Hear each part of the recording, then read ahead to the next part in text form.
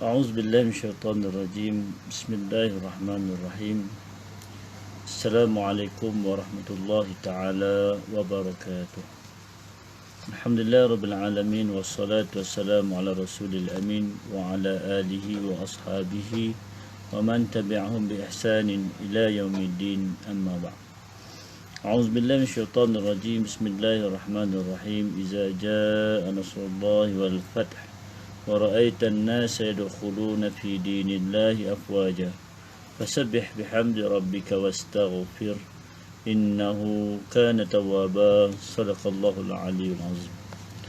وقال نبينا محمد صلى الله عليه وآله وسلم: خير الناس أنفعهم للناس، أو كما قال نبينا محمد صلى الله عليه وآله وسلم. Alhamdulillah, syukur kita kepada Allah Subhanahu Wa Taala di petang yang penuh limpah dan kurnia daripada Allah Subhanahu Wa Taala, dapat kita meneruskan pembacaan kitab Al-Minah Al-Ilahiyah fil Adab Al-Islamiyah yang dikarang oleh Fadilat Al-Syekh Dr. Hisham Al-Kamil Hamid Musa Al-Syafi'i Al-Azhari Al-Naqsyabandi.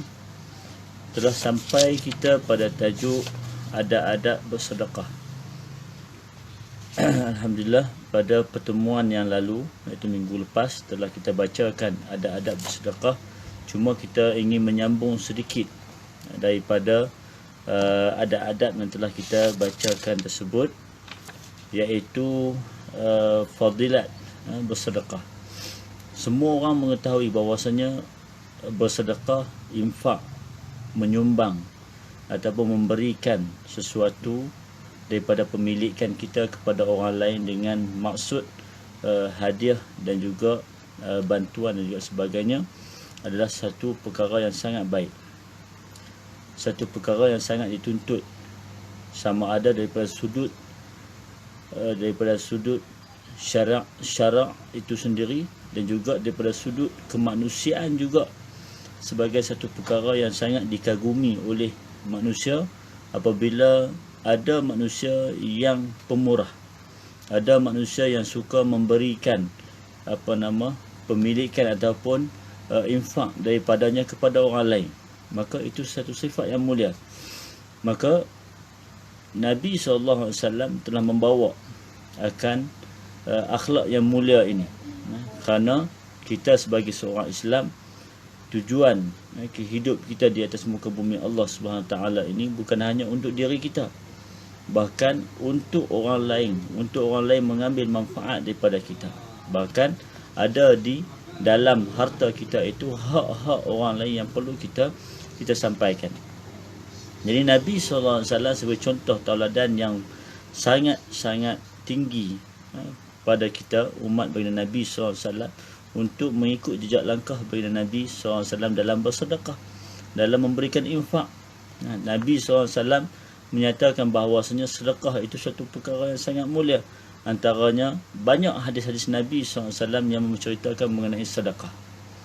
Antaranya qala Rasulullah SAW: inna sadaqata as-sir tudfi'u ghadaba Rabbi subhanahu wa ta'ala. Sesungguhnya sedekah yang rahsia memadamkan kemarahan Tuhan semesta alam, memadamkan kemarahan Allah Subhanahu Wa Taala. Maksudnya apa? Sedekah yang caranya, dengan kaifiatnya, kita tidak menceritakan kepada orang lain, tidak menunjuk-nunjuk kepada orang lain. Maka satu perkara yang perlu kita faham sebagai seorang yang dermawan, sebagai seorang yang hendak memberikan infak kepada orang lain, pastikan ianya bersifat lillahi ta'ala, kerana Allah Subhanahu Wa Ta'ala. Dalam masa yang sama ianya adalah bersifat rahsia. Bukan kita sedekah ini nak tunjuk kepada orang bahawasanya kita itu beramal dengan amalan sedekah. Jadi apabila kita bersedekah dalam keadaan sir, dalam keadaan yang penuh rahsia, maka Allah Subhanahu Wa Taala memadamkan kemarahan Allah Subhanahu Wa Taala. Maksudnya apa? Allah Subhanahu Wa Taala menyukai orang yang bersedekah dalam keadaan tidak menunjuk-nunjuk akan sedekah amalan yang dilakukan tersebut. Hadis yang lain, Rasulullah SAW bersabda: "Was-sadaqatu tudfi'ul khati'ah." kama tudfi'ul ma'u an-nara. Kata Nabi SAW, sedekah itu memadamkan kesalahan-kesalahan dan dosa-dosa. Jadi kita banyak dosa, kita banyak kesalahan, banyak sangat perkara-perkara yang kita buat kadang-kadang dalam keadaan sedar, dalam keadaan tidak sedar. Maka dengan sedekah kita memadamkan akan kesalahan-kesalahan tersebut. Allah Subhanahu Wa Taala memberikan keampunan kepada kita. Sebab tu Nabi SAW mengatakan, bersedekah itu memadamkan dosa-dosa dan kesalahan-kesalahan seperti mana api dipadam oleh air. Ada api, kemudian kita ambil air, tuangkan ke atas api, maka api itu terpadam. Itulah umpama orang yang bersedekah. Kalaulah dia ada kesalahan dan juga dosa, maka akan terpadam, hilang, terhapus daripada dosa-dosa yang telah dia lakukan. Kerana apa? Kerana amalan sedekah itu telah diangkat oleh Allah Subhanahu Wa Taala, kerana amalan itu sangatlah mulia. Hadis yang lain, Nabi SAW mengatakan, fattaqun nara walau bisyiqqin tamrah. Maka takutlah kalian dengan api neraka. Iaitu bukan kita takut api neraka sebab api itu panas, tapi takut kerana ianya adalah kemurkaan daripada Allah, kemarahan daripada Allah Subhanahu Wa Taala. Itu yang kita takut. Maka kalau kita nak hindarkan diri kita daripada terkena api neraka, maka kata Nabi SAW, fattaqun nara walau bisyiqqi tamrah. Maka jauhilah kalian daripada api neraka walaupun dengan sebahagian daripada sebiji tamar. Sebiji buah kurma. Kalau kita pegang sebiji buah kurma tu besar mana aja? Lebih kurang besar ibu jari kita saja. Nabi SAW beri perumpamaan, takutlah ataupun jauhilah daripada api neraka walaupun dengan setengah daripada biji tamar. Setengah daripada buah kurma. Maksudnya apa? Sedekahlah walaupun setengah daripada buah kurma, sekiranya kita tidak mampu nak sedekah banyak daripada tu. Abang kata, kalaulah tak ada terang mana pun, bagi juga sikit. Bagi juga sikit. Kadang-kadang makanan yang nak masuk dalam mulut kita pun kita fikir, orang jiran kita, sahabat kita, orang lain, ataupun kita ternampak orang yang lebih memerlukan. Kita ada sepinggan nasi, kita bahagi dua. Sepinggan tersebut jadikan dua pinggan, sepinggan lagi kita bagi kepada orang lain. Walaupun kalaulah kita tak ada kewangan yang lebih daripada yang lain, yang hak untuk kita makan pun kita bagi ke orang juga, walaupun sekerat, walaupun setengah. Tandanya apa? Kita tak nak jauh diri kita daripada azab api neraka. Dalam hadis yang lain, antara fadilat bersedekah, kata Nabi SAW, dawu mardakum bis sadaqah. Dawu mardakum bis sadaqah. Berilah penawar ataupun obatilah orang-orang yang sakit di kalangan kalian bis sadaqah, dengan sedekah. Maksudnya apa? Kalaulah kamu terkena akan penyakit, maka antara penawarnya adalah dengan sedekah. Walaupun kita nampak dari segi logik akal kita bahawasanya macam mana, apa relate daripada orang yang sakit kemudian dia sedekah. Dia sakit, kita sakit, kena stroke ataupun kena kencing manis, kena buah pinggang, kena darah tinggi dengan sebagainya, na'udzubillah min zalik, daripada penyakit-penyakit tersebut, sebagai contoh sahaja. Kemudian obati sakit kita tu dengan bersedekah. Jadi apa maksud daripada kalam Nabi SAW ini? Maksud daripada kalam Nabi SAW ini, dengan sedekah tersebut Allah Subhanahu Wa Taala memberikan keampunan kepada kita. Bahkan Allah Subhanahu Wa Taala menyukai amalan kita bersedekah ketika mana kita sakit.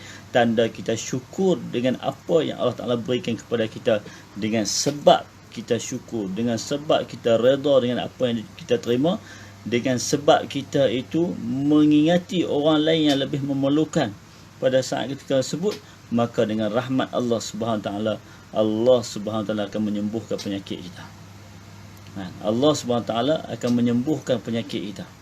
Jadi kalaulah kita ada penyakit-penyakit yang tidak hilang, sekian lama kita makan ubat, sekian lama kita berulang-alik ke hospital rumah, maka antara perkara yang kita boleh buat untuk menghilangkan penyakit tersebut adalah dengan banyaknya bersedekah. Ini telah diajarkan oleh Nabi SAW. Ianya telah ditunjukkan oleh baginda Nabi SAW. Makanya mana mungkin baginda Nabi SAW mengatakan satu-satu perkara yang tidak ada faedah. Setiap ucapan Nabi SAW mempunyai hikmat dan juga faedah, bahkan manfaat kepada umat Nabi SAW. Dan banyak lagi hadis-hadis yang lain yang menyatakan mengenai kebaikan kita bersedekah. Jadi pada minggu lepas telah kita sebutkan mengenai adab-adabnya. Jadi kita sambung sikit mengenai fadilatnya. Dan sekarang ini kita sambung pula sedikit lagi daripada bab sedekah ini, iaitu sebaik-baik sedekah. Sebaik-baik sedekah. Apakah sebaik-baik sedekah? Yang pertama, sedekah yang paling terbaik. Apakah sedekah yang paling terbaik? Sedekah yang paling terbaik yang pertamanya adalah as-sadaqatu al-khafiyah. Sedekah dalam bentuk sembunyi. Boleh tak kita sedekah kemudian kita war-warkan kepada orang lain? Tidak ada masalah. Ianya adalah niat. Kalau kita bersedekah kemudian kita paparkan akan kebaikan kita sedekah tersebut, ambil gambar kemudian masukkan dalam Facebook, bahkan kita cerita kepada televisyen, disiarkan di berita di TV, masuk surat khabar dan juga sebagainya. Boleh tak? Secara umum jawapannya boleh. Jawapannya boleh. Tidak ada nas yang mengharamkan kita bersedekah kemudian kita tunjukkan kepada orang. Tidak ada nas yang mengatakan haram. Tapi di segi adabnya adalah kita bimbang. Kalaulah kita bersedekah, tunjuk kepada orang, orang tahu kita buat baik, orang puji kita, orang sanjung kita, orang memberikan satu penghormatan yang amat tinggi kepada kita.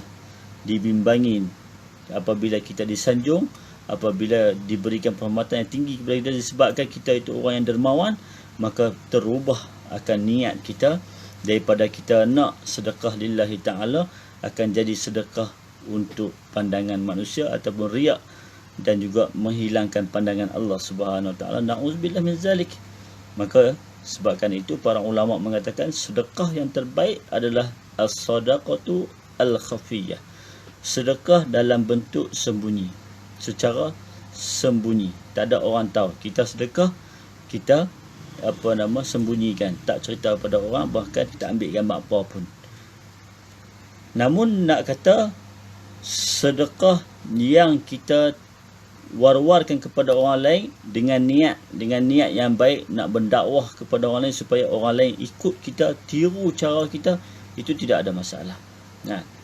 Ada di kalangan para asatizah kita ataupun orang bangsawan dan juga ahli-ahli korporat yang ada dalam negara kita yang buat sedemikian rupa, maka kita tidak tahmah mereka. Bahkan kita mendoakan kebaikan kepada mereka. Kita tak mampu nak jadi macam mereka. Duit banyak kemudian rajin pula menderma. Duit banyak rajin pula memberikan sumbangan kepada orang yang memerlukan. Duit banyak bantu pula orang yang di luar negara, orang Islam yang di luar negara yang ditindas dan sebagainya.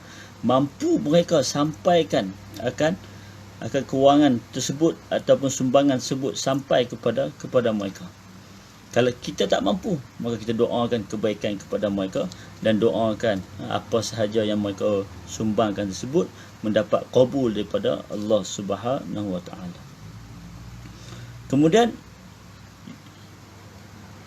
sedekah yang terbaik yang kedua adalah sedekah dalam keadaan sehat dan kuat.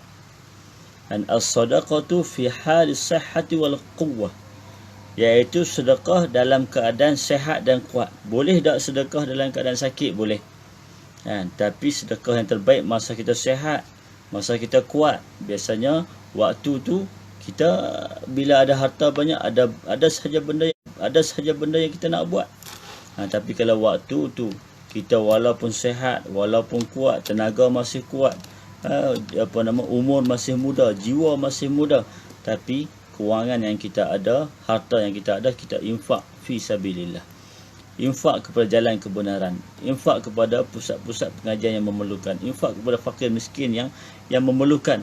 Maka pada saat tersebut sedekah kita itu menjadi sedekah yang terbaik. Kemudian sedekah yang terbaik yang ketiga adalah kita memberikan sedekah mengikut kemampuan kita. Itu sedekah yang terbaik. Mengikut kadar kemampuan kita. Jangan kita bersedekah di luar kemampuan kita. Kita ada RM10, kita nak makan RM5, kita nak bagi belanja kepada isteri dan juga anak kita RM3. Baki lagi RM2, kita pergi sedekah RM5. Bila kita sedekah RM5, padahal kemampuan kita sedekah hanya RM2. Daripada RM10 yang kita ada tadi, untuk makan minum kita RM5, untuk nafkah anak isteri kita RM3, baki lagi RM2, itu kita nak sedekah. Kemampuan kita yang sebenar sedekah dengan kadar RM2. Tapi bila kita sedekah dengan kadar RM5, menyebabkan nafkah kepada isteri dan juga anak dikurangkan. Makan kepada kita yang memerlukan ini dikurangkan. Lepas tu kita rasa terbeban dengan amalan sedekah tersebut. Maka ketika tersebut menjadikan kita meletakkan diri kita dalam keadaan perangkap untuk kita tak melakukan amalan sedekah selepas daripada itu. Jadi kalau ikut kemampuan kita, alhamdulillah. Kita ada RM2, saya kita nak berminyak motor RM1, lagi RM1 sedekah. Tidak ada masalah. Jiwa kita pun rasa tenang.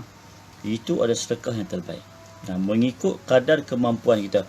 Kalau kita tu mempunyai kemewahan yang besar, kita sedekah dengan kadar yang besar. Kemewahan kita banyak, maka jadilah orang kaya, jadilah orang berada, yang mana kita simpan harta-harta kita itu menjadikan pahala untuk kita tuai pada hari akhirat kelak. Kemudian sedekah yang terbaik yang seterusnya adalah sedekah kepada as-sadaqatu 'alal qarib. Sedekah kepada ahli keluarga yang terdekat. Sedekah kepada ahli keluarga yang terdekat. Ataupun dalam bahasa kita bagi hadiah. Bagi hadiah. Kita buang sampul elok-elok. Balik kampung jumpa mak ayah, kita bagi. Ada lagi tok dengan tok wan, kita bagi sampul. Sekali-sekala kita bagi, sebulan sekali, 2 bulan sekali. Bahkan kalau kita tak mampu, paling kurang setahun sekali balik raya bagi duit raya. Kalau kita mampu, bank in, masukkan dalam akaun mereka, kemudian bagi tahu kita dah masukkan sekian-sekian. Tandanya apa? Tanda kita ingat mereka. Jadi yang paling terbaik adalah kita bagi kepada orang yang dekat dengan kita. Jangan sampai kita pergi bagi ke orang sampai ke luar negara sana. Sedekah kepada orang ni sampai ke luar negara, tapi orang dalam ahli keluarga kita masih dalam kesusahan, lagu mana? Maka akan menimbul tuhmahan kepada kita. Tengok tu, dia ada duit, dia pergi bagi sumbangan dekat orang luar negara. Ni kita yang duduk dalam keluarga dia ni pak menakan dia ni, bukan orang lain. Nak bayar duit hospital pun tak ada, dia tak mai tolong. Sebagai contoh, maka ianya jadi kurang di situ. Dapat tak pahala kita bagi sumbangan kepada orang lain? Ya, dapat. Tapi terbaik tak? Belum lagi. Kerana apa? Kita tidak tengok siapakah ahli keluarga kita yang terdahulu, yang lebih memerlukan. Kemudian selepas daripada ahli keluarga, kita sedekah kepada jiran-jiran kita. Ni orang yang kenal kita, kita kenal orang di sekeliling kita. Maka mereka memerlukan akan kewangan, mereka memerlukan akan sedekah jariah dan juga sebagainya. Bila kita tengok rumah mereka dengan tak ada peti ais, rumah mereka dapur pun biasa-biasa saja, kita ada bantuan, kita boleh bagi, kita bagi. Jiran-jiran ni cerita dia, kalau kita bagi apa saja kepada mereka, mereka akan terima. Kita pun sama, kalau kita ada jiran bagi dekat kita apa saja, walaupun benda tu kadang-kadang kita rasa aku boleh beli, aku ada kemampuan, tapi kalau mereka bagi kepada kita, kita rasa boleh terima. Bahkan dia akan mensyukuri dengan nikmat apa yang diberikan kepada dia. Jadi dengan jiran-jiran ni, sebab mereka adalah orang yang terdekat dengan kita, Bayangkan kita bagi sumbangan kepada orang yang berada di daerah lain ataupun negeri lain, sedangkan ni jiran kita ni yang memerlukan, kita tak bagi apa-apa pun. Jadi sedekah yang terbaik iaitu sedekah kepada kawan kita ataupun teman kita dalam perjuangan. Okey, tamam. Jadi selepas daripada kita memberikan sedekah kepada jiran kita, yang pertama kepada ahli keluarga kita, yang kedua kepada jiran kita, yang ketiga kepada kawan kita, teman kita yang mereka ini fi sabilillah. Kawan-kawan kita, anak-anak kawan kita yang nak pergi mengaji dan juga sebagainya, maka kita berikan sedekah itu kepada mereka. Kemudian sedekah yang terbaik yang seterusnya adalah an-nafaqatu fil jihad fi sabilillah, iaitu sedekah ataupun nafkah dalam perjuangan jalan Allah Subhanahu wa taala. Jadi orang yang berjuang, orang yang mempertegakkan hak dan juga kebenaran, maka kita bantu segi nafkah dia. Kita bantu bagi dekat dia. Dia nak pergi berjuang ni, bila nak pergi berjuang ni tak ada masa dia nak kerja, tak ada masa nak cari sumber pendapatan. Yang kita ni Allah Ta'ala bagi rezeki lebih kepada kita, maka kita bagi salur kepada dia untuk dia berjuang di jalan Allah Subhanahu wa taala. Kemudian sedekah yang terbaik adalah sedekah al-jariyah. Apa maksud sedekah al-jariyah ini? Sedekah al-jariyah iaitu maksudnya ma yabqa ba'da mautil abdi. Ma yabqa ba'da mautil abdi, iaitu sedekah yang kekal selepas matinya hamba tersebut. Ini nama sedekah jariyah, iaitu sedekah yang berjalan sampai bila-bila. Kita buat sedekah jariyah. Sedekah jariyah ini akan memberikan pahala walaupun selepas kita mati. Apa contohnya, apa bentuknya? Kita tengok satu persatu. Apakah yang disebutkan sebagai sedekah jariyah? Iaitu sedekah pahalanya kekal walaupun selepas kita mati. Yang ini kita kena buat. Dalam kita masih hidup ni, kita kena buat. Sebab apa? Lepas kita mati tak boleh buat amalan. Sebab tu di antara amalan yang kekal pahalanya itu berjalan, antaranya adalah sedekah al-jariyah. Antara bidang-bidang ataupun amalan-amalan sedekah jariyah, sedekah yang menyebabkan pahala itu akan berterusan. Yang pertama adalah memberi minum dan menggali Allahumma salli ala sayyidina Muhammad, menggali telaga. Menggali telaga.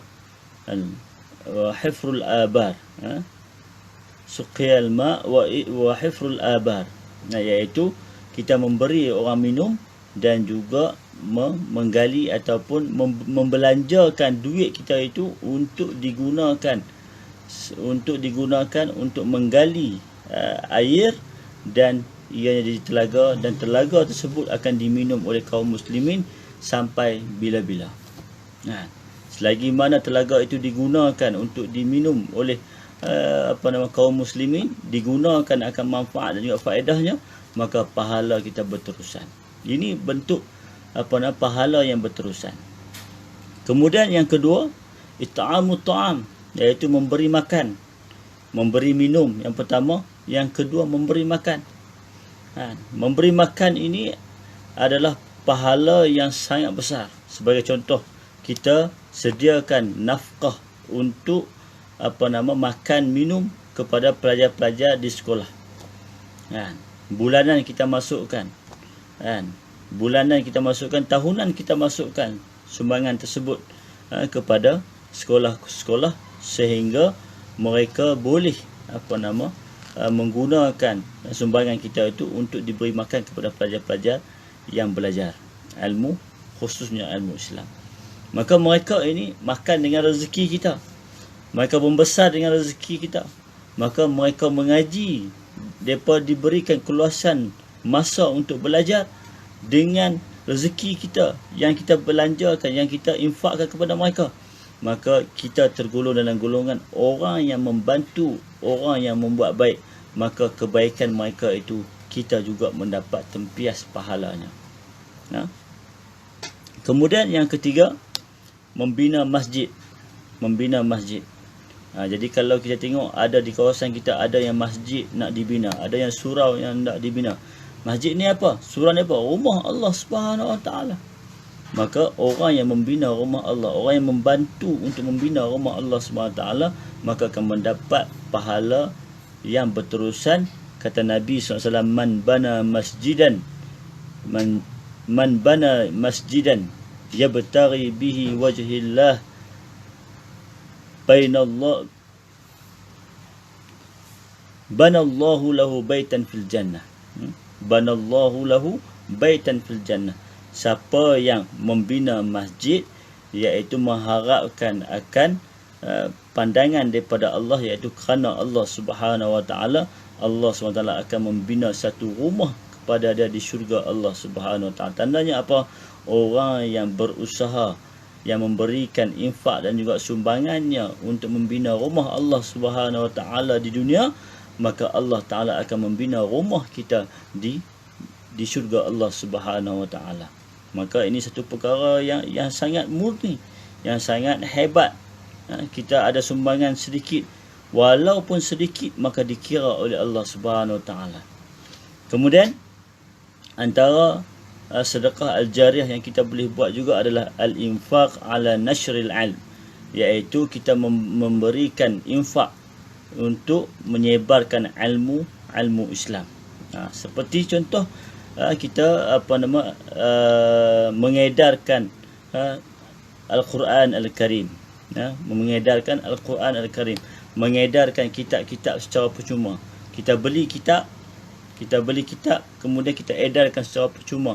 Maka itu tujuannya adalah untuk nashril ilm, untuk untuk menyebarkan ilmu-ilmu. Maka orang yang baca kitab-kitab tersebut dan beramal dengan kitab yang kita belanjakan tersebut, yang kita dermakan tersebut, yang kita infakkan tersebut, maka pahalanya akan diberikan kepada kita sampai bila-bila. Selagi mana kitab itu digunakan, selagi mana Al-Quran itu digunakan, selagi mana ilmu-ilmu yang kita infakkan tersebut digunakan, maka selagi itulah pahala akan mengalir kepada kita, walaupun kita telah memejamkan mata menghadap Allah Subhanahu Wa Taala. Jadi untuk pertemuan pada kali ini kita berhenti setakat itu sahaja, kerana kita menyambung sedikit perbahasan daripada minggu lepas, iaitu adab-adab bersedekah, dan juga kita masuk kepada fadilat-fadilat bersedekah, dan juga sedekah-sedekah yang terbaik, dan yang terakhir apakah sedekah jariah, dan juga apakah contoh atau bentuk sedekah jariah telah kita sebutkan. Moga-moga bermanfaat insya-Allah Subhanahu Wa Taala. Aqulu qouli hadza, astaghfirullah li wa lakum wa lisal muslimin wal muslimat wal mu'minin wal mu'minat bi rahmatika ya arhamar rahimin. Allahumma faqihna fid din wa 'allimna at-ta'wil wa hdina ila siratikal mustaqim.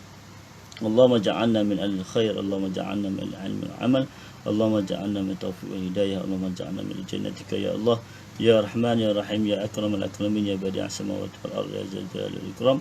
اللهم ربنا آتنا في الدنيا حسنة وفي الآخرة حسنة وقنا عذاب النار. سبحان ربك رب العزة عما يصفون وسلام على المرسلين والحمد لله رب العالمين. Yang baik pada Allah Subhanahu Wa Taala, yang buruk daripada kekurangan dan kejahilan diri saya. Assalamualaikum warahmatullahi wabarakatuh.